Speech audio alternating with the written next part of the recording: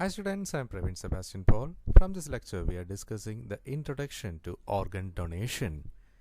Organ donation is the process when a person allows an organ of their own to be removed and transplanted to another person legally, either by consent while the donor is alive or dead with the assent of the next of kin. Donation may be for research or more commonly, healthy transplantable organ and tissue may be donated to be transplanted into another person. Common transplantation include kidneys, heart, liver, pancreas, intestine, bone marrow, skin, and corneas. Some organs and tissues can be donated by living donor such as kidney or part of a liver, part of pancreas, part of lungs, or part of intestines, but most donations occurs after donor has died. In 2017, Spain had the highest donor rate in the world at 46.9 per million people, followed by the Portugal with 34.0 million people. Next is Belgium with 33.6 per million, and the next rank is for Croatia with 33 per million and the US with 32.0 per million. To increase the number of organ donation, especially among the underrepresented populations, current approaches include the use of optimized social network interventions, exposing tailored educational content about the organ donation to target social media users. Organ donors are usually dead at the time of donation but may be living. For living donors, organ donation typically involves extensive testing before the donation, includes psychological evaluation to determine whether the would-be donor understands and consents to the donation.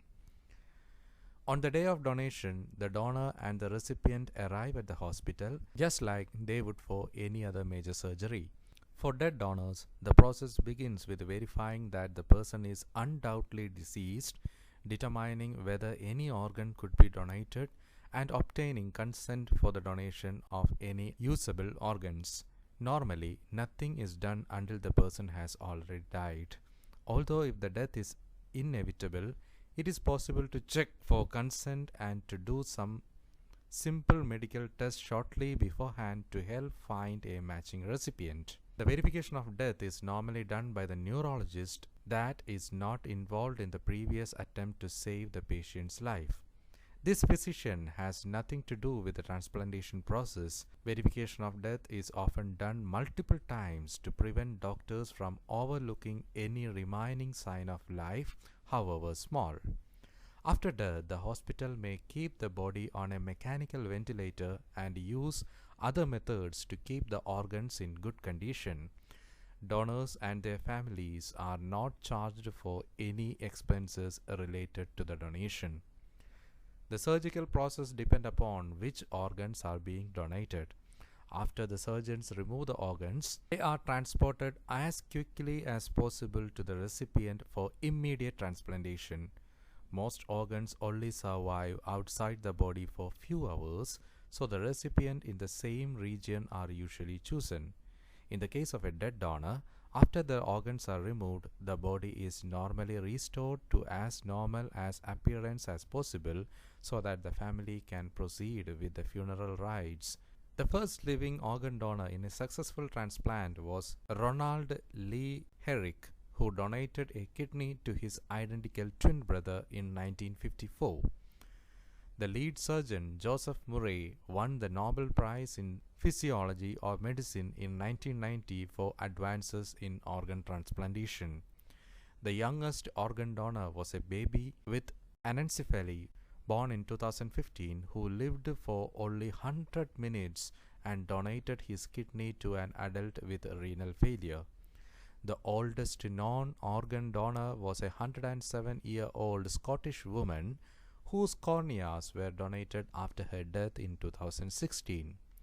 The oldest known organ donor for an internal organ was a 92-year-old Texas man whose family chose to donate his liver after he died for a brain hemorrhage. The oldest altruistic living organ donor was a 85-year-old woman in Britain who donated a kidney to a stranger in 2014 after hearing how many people need to receive a transplant. When we come to the consent process, The term consent is typically defined as a subject adhering to an agreement of principles and regulations. However, the definition becomes difficult to execute concerning the topic of organ donation, mainly because the subject is incapable of consent due to death or mental impairment.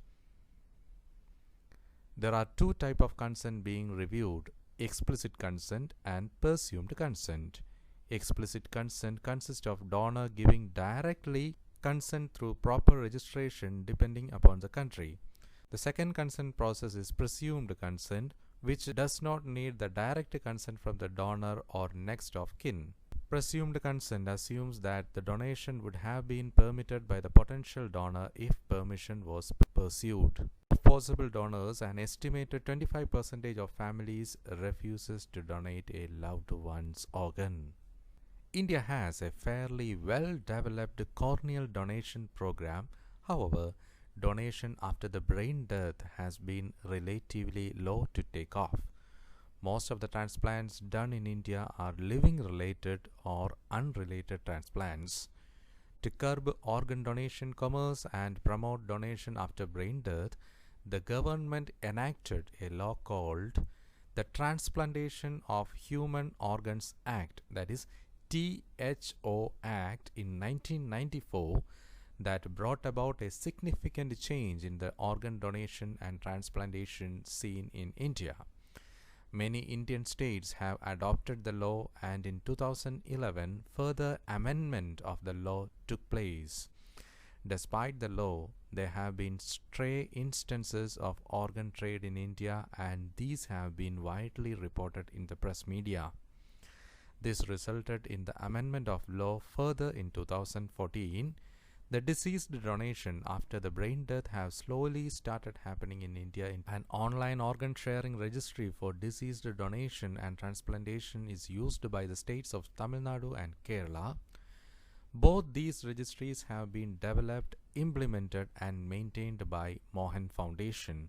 Most of the deceased donation programs have been developed in southern states of India.